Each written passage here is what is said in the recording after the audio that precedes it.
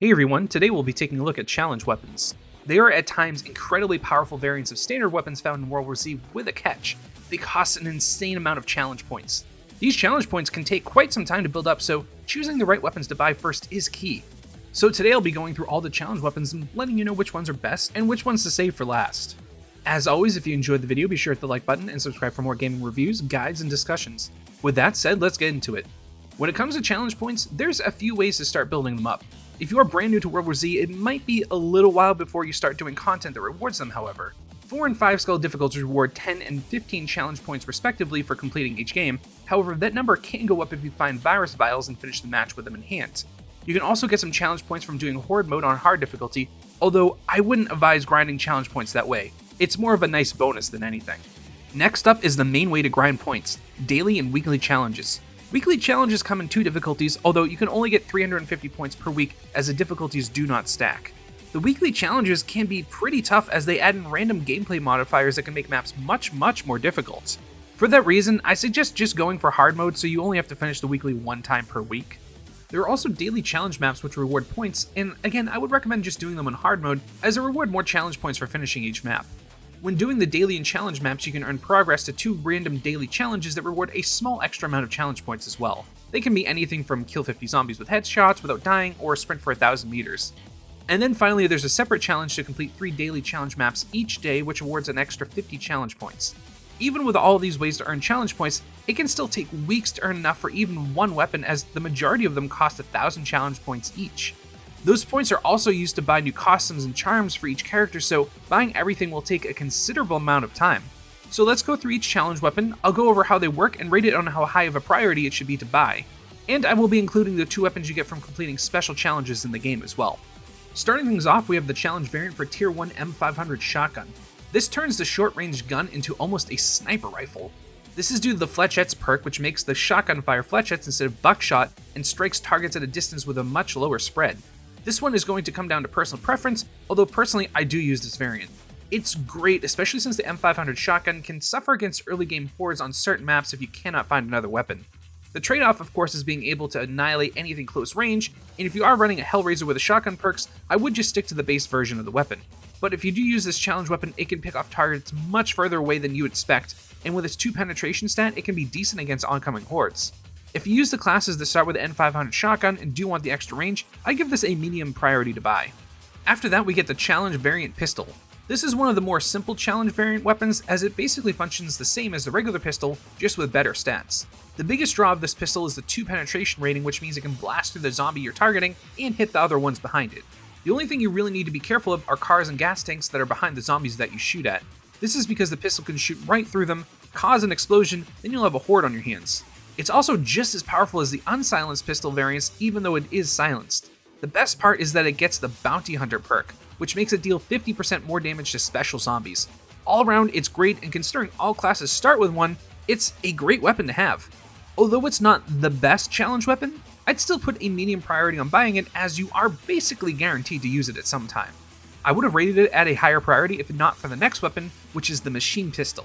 This challenge variant shreds through zombies and is significantly better than its base version. The challenge variant machine pistol changes from a 3-round burst fire to making it fully automatic. It has an insanely high fire rate, and in close range it will destroy anything in front of you. It's actually so good that I found it to be better than some of the tier 1 starting weapons when going against early game hordes. Not to mention, this machine pistol will be great in a pinch when you're out of ammo or don't have time to reload and need to switch to your secondary weapon. The weapon is silenced, and you also get the Refreshing Kills perk, which makes killing a special zombie with it reload your primary weapon. I would place a high priority on buying this challenge weapon as it's one of the best challenge weapons in the game. Not to mention, they are extremely common, and in most games you should be able to find one very early on. Next up, we have the challenge variant Classic Battle Rifle. This is an interesting one as it changes the weapon from fully automatic to semi-automatic. It also gives the weapon the highest power stat in the game, 13, which is insane. It's also silenced and boasts a 9 accuracy as well. The problem is that you lose all of the weapon's max penetration stat, so it now sits at 0, making it not the best choice against hordes. Although the bigger issue I found is its very low magazine capacity, just 20 rounds. If it wasn't for that, it's actually not a bad weapon, but I just found myself constantly having to reload. This is a very low priority buy, although it can be fun to use to mix things up. Moving along, we now have the Mark 110 sniper rifle. This special challenge variant is awarded from beating all maps on the first 4 chapters on 4-skull difficulty or higher. It is some of the best all-around stats of any weapon with a 9 in power, accuracy, and handling. While its fire rate is a bit low at 3, it does have a max penetration of 2, making it a decent choice for hordes. But what makes this weapon so special are its perks. It of course is silenced, but then we also get the Headhunter and Dual Sights perks. Headhunter makes killing a special zombie with a headshot increase damage dealt for a short period of time, and Dual Sights allows you to switch between a third-person aiming mode and magnified telescopic sight. There's no question this is much better than the base sniper rifle, so if you do unlock it, absolutely use it. It's also a very good weapon, although it's not the best. Still, it's a nice reward for completing all maps on a harder difficulty, and actually makes a sniper rifle a viable weapon to use. After that, we get one of the newest challenge weapons, the Senjata PDW. This variant is silenced and turns the PDW into a semi-automatic instead of being fully automatic.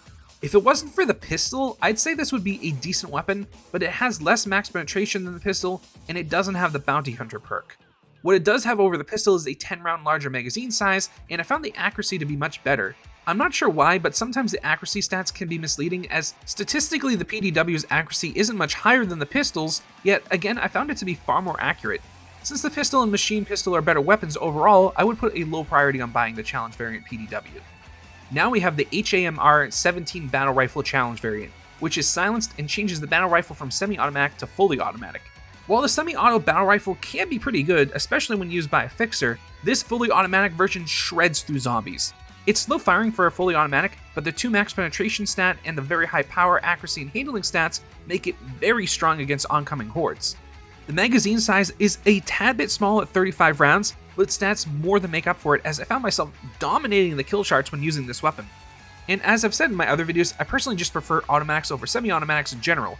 I would say get the machine pistol first, but I would place a high priority on buying this challenge variant as it's deceivingly good. The XTAR 95 Bullpup Rifle challenge variant is one of the most interesting weapons in the game.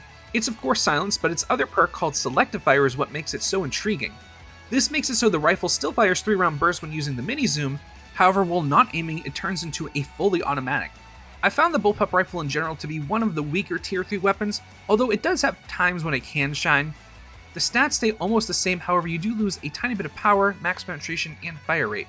The fully automatic is only really useful at close range, and most other fully automatics will be better against hordes. I really only use this variant because I don't like burst fire weapons and it's more of a side grade than an upgrade.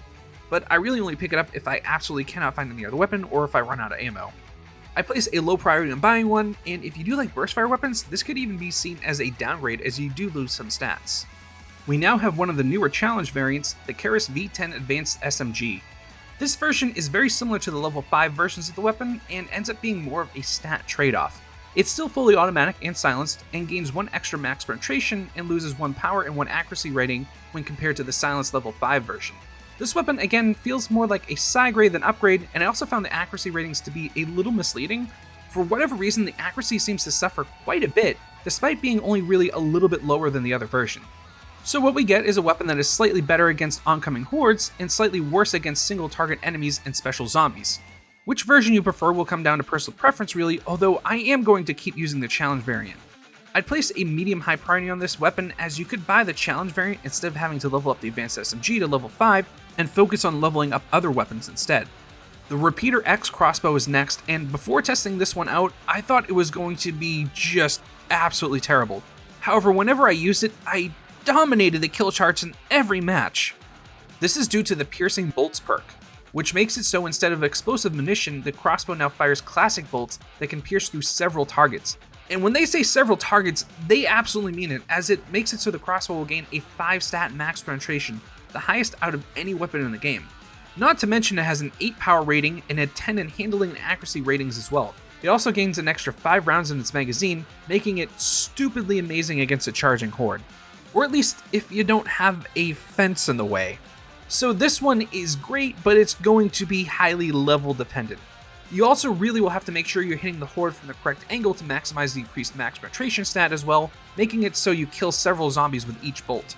Headshots are basically guaranteed kills, and depending on the difficulty, you can even one-shot most zombies even if you do not pull off a headshot.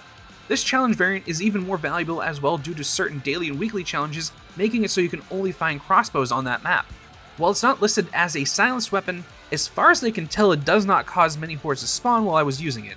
Although I've seen some issues with certain weapons in that regard, so it could be subject to change in a future patch. Realistically, it should be considered as a silence weapon.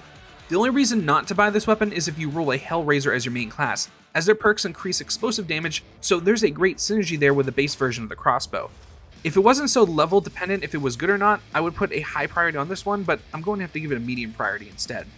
Next up is the Thumper Grenade Launcher. This is one of the cheapest challenge variants at 500 challenge points, and gives the Thumper the Incendiary Grenade perk, which makes his grenades set the area on fire, however they will deal less damage. Whether or not this weapon is worth buying will depend a little on your class, as this is better for DPS classes, especially the Exterminator if you get the Immunity to Fire perk. Regardless, the Incendiary Grenades are amazing at crowd control, and as you can see in certain horde fights, it's incredible. You can also use it defensively if zombies break through your defenses, as you can set the area around you aflame. Unlike the Crossbow, it's great for fences as you can fire a few shots to damage all the climbing zombies. The only thing you have to watch out for is that the Thumper can easily drain your ammo reserves, so you do have to use each shot wisely. It's better to think of it as a damage over a time attack or a dot like in an MMO. It also mixes very well with the third hand perk for the Exterminator and Hellraiser, and it can be used with the Gun Fanatic build Gunslinger as well. Although the timing can be a little off at times, so you do have to watch out for that. It's a great weapon, and I place a medium-high priority on buying it. Lastly, we have the Wakizashi, which is won over by completing any map on 4-skull difficulty or higher. I tried this weapon out quite a bit when I was making my slasher build guide, and it's actually quite good. It has 3 perks, those being Razor Sharp, which makes the signature strikes with this weapon damage 2 additional targets within range, Noble Death, which deals a melee strike to each weapon within 2 meters of you when you are incapacitated or die, and this strike's damage is increased by 100%, and Shinobi, which makes sprinting not wake sleeping zombies for 7 seconds after a melee kill is made with this weapon. While Noble Death and Shinobi are nice to have, the real draw of this weapon is Razor Sharp. This perk is deadly when paired with a slasher and makes them deal crazy amounts of DPS. I personally prefer the Hatchet as the temporary health boost is just so nice to have, but if you do have a good medic on your team, the Wakizashi might be the better weapon if you are playing a slasher. So that does it for all the challenge variant weapons. They are somewhat of a mixed bag overall, and some are only situationally good, however their crazy perks do make the game more fun.